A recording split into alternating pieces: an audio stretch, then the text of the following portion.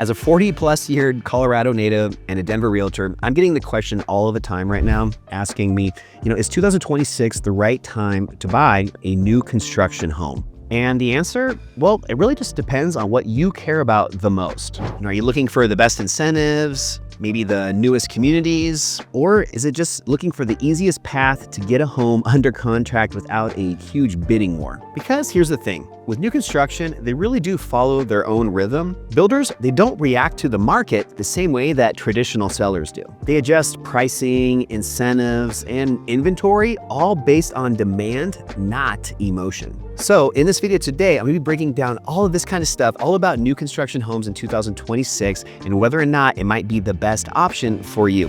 I'm gonna be sharing with you guys some of the best communities in and around Denver for new builds, why builder incentives are stronger than ever right now, and the biggest mistake that buyers make when they go through and tour model homes and how you can avoid that. So all that being said, let's jump right into it on a brand new episode of Living in Denver. Let's go.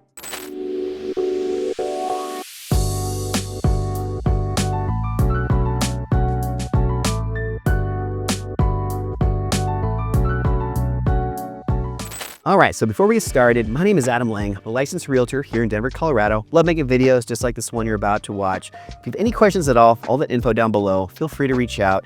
Even if you're not a serious buyer or seller, I just would love the chance to connect with you guys.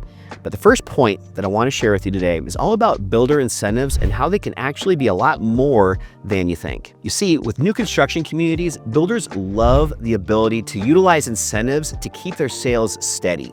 And they can do this in a lot of different ways. They can do this through both temporary and permanent buydowns. They can do this through closing costs, where they're giving you credits at closing to cover some of those costs. And in some cases, they're even offering free upgrades, maybe some nicer appliances or maybe a higher end countertop in the kitchen, that kind of stuff. And on occasion, they're also doing special incentives on their model home or maybe any of their move-in ready homes that they're just still trying to get off of their books. So there's a lot of different incentives available to you in new build communities that you often just don't find in a traditional sale through a private party. You see, builders, they really just don't like price cuts. What they do like are creative financing options, different solutions to make a win-win for both you and them, the builder. And you know what? In a market that's stabilizing right now here in Denver, incentives, they matter now more than you think. Builder, they might not drop the price of the home by $20,000, but they could offer that towards a rate buy down, which could significantly reduce your monthly payment by even a couple $100s a month. So to close this first point out, is 2026 a good time to buy new construction? Well, if you like a ton of negotiating power with the builder, then absolutely. All right, so now that we know about incentives, let's talk about the second point that I want to make today. And that is just where in Denver are the best new build communities. And the good news is they're not everywhere, but pretty dang close. There's a really good variety right now of new construction options out there. And that's just a great factor to consider going into 2026. So a few standout areas that I would love just to quickly share with you guys that might be worth keeping on your radar. So the first place would be Reunion, which is located in Commerce City. Oftentimes, people consider this a very family-friendly area. It's also very close to Denver International Airport, which is a huge positive for a lot of people. And they have a lot of modern-style homes in the $500,000 range. So the second area would be Sterling Ranch, and this is located in the southwestern side of Denver, pretty close to where I actually live right now. And this is an area that's great for anybody that wants more of the foothill views, the outdoor lifestyle. Some of the homes in this area tend to be a little bit more smart homes, so tech-savvy people really kind of get drawn to this area. And these are going to be a little bit higher price point than Reunion, starting off in the low to mid $600,000 range. Another great spot would be Grandview, which is up near Broomfield, and I actually had some great clients that I helped purchase a home in this area last year.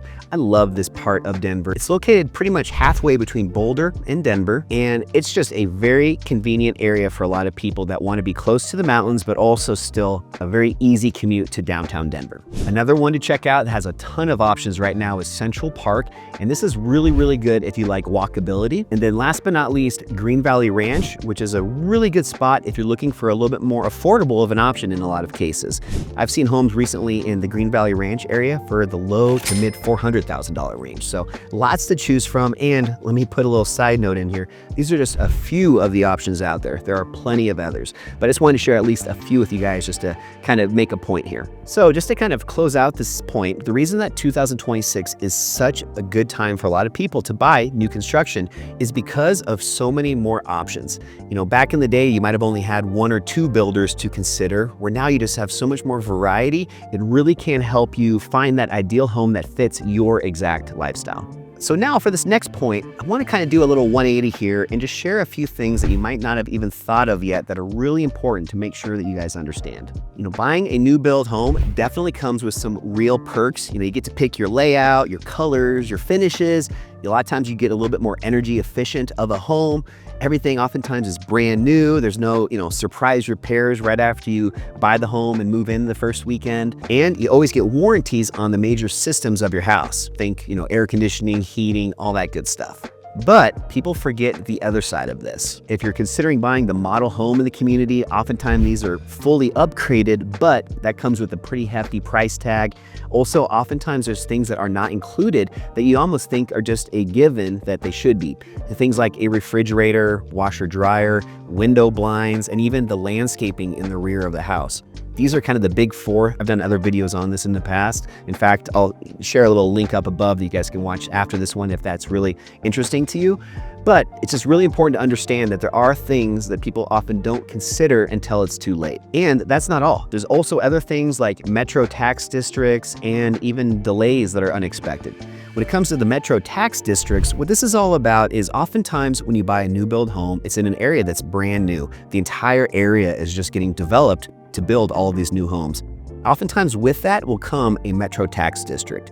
And this is basically a short-term additional fee or tax you're going to be paying, typically maybe 20, 25 years, sometimes a little bit less, sometimes a little bit more, but it's helping pay for the infrastructure, all the sidewalks and the parks and the street lights. There's all that stuff that also has to happen in order for this new community to be thriving. So as an example, in a part of Denver that's more traditional and is very established, it could be a typical property tax rate annually of about 0.5%. Well, you look down in Sterling Ranch, down there right now, I saw that it's at 1.4%. So it's almost 3 times that same number. So let's just do a quick math here. If you buy a $500,000 house and you buy it in an area in Denver that's very established, annual property tax rate might be right around $2,500 a year. Well, that same house, if it's located in a new area like Sterling Ranch as an example, at 1.4%, you're looking at, instead of a $2,500 annual property tax bill, you're looking at about $7,000. That's real money. So it's just something to definitely be aware of, because sometimes this slips through the cracks until it's too late. And as I said a few seconds ago, delays. Delays do happen, and some of them are unavoidable, especially right now with a lot going on in the world with tariffs and just supply and demand, all kinds of stuff.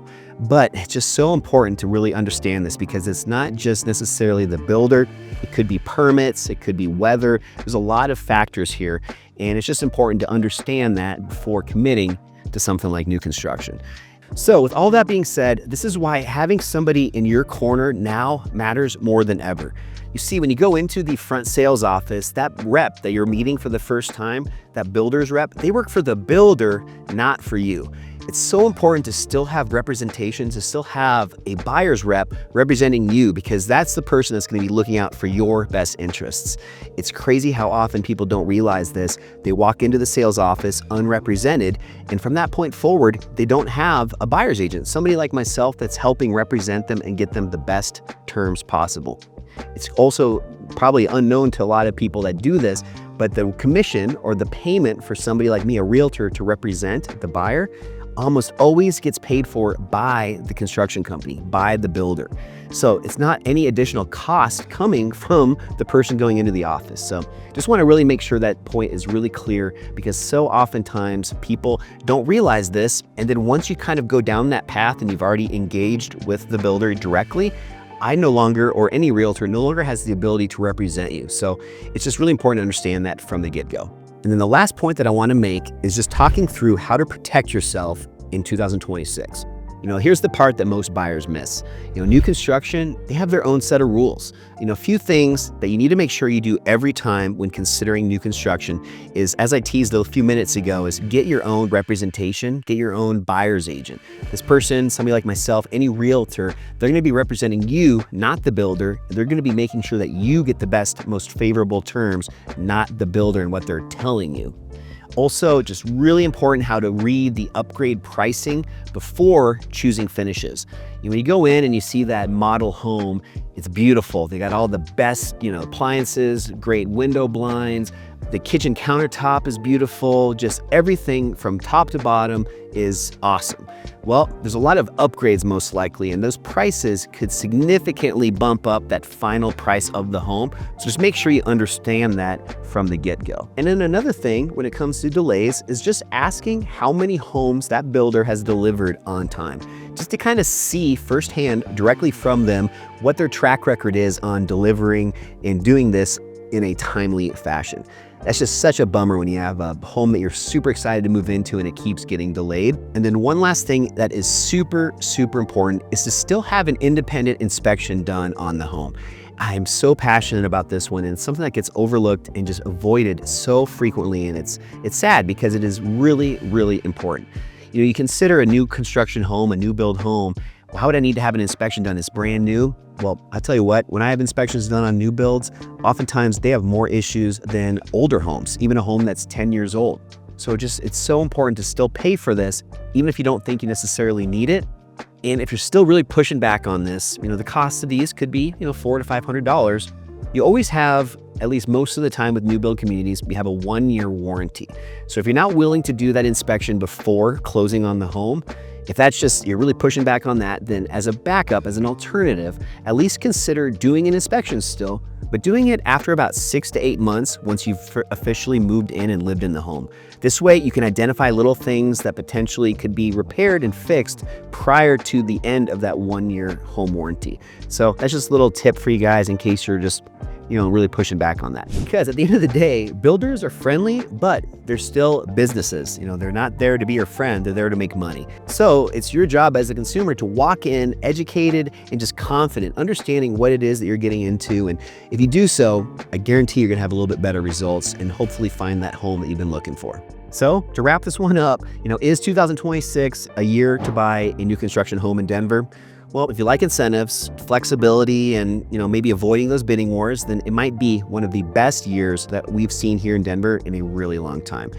And if you guys want help comparing some of these builders, communities, or incentives, you can always schedule a free 30-minute real estate strategy session with me.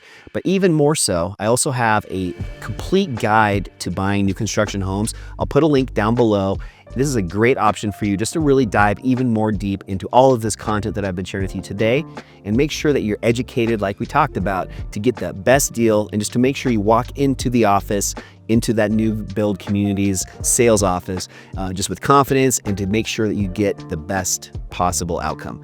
So with all that being said, I hope you guys got some value out of the video today. If you have any questions, feel free to reach out. And I can't wait to share a brand new episode with you next week on living in Denver. I'll see you then. Bye.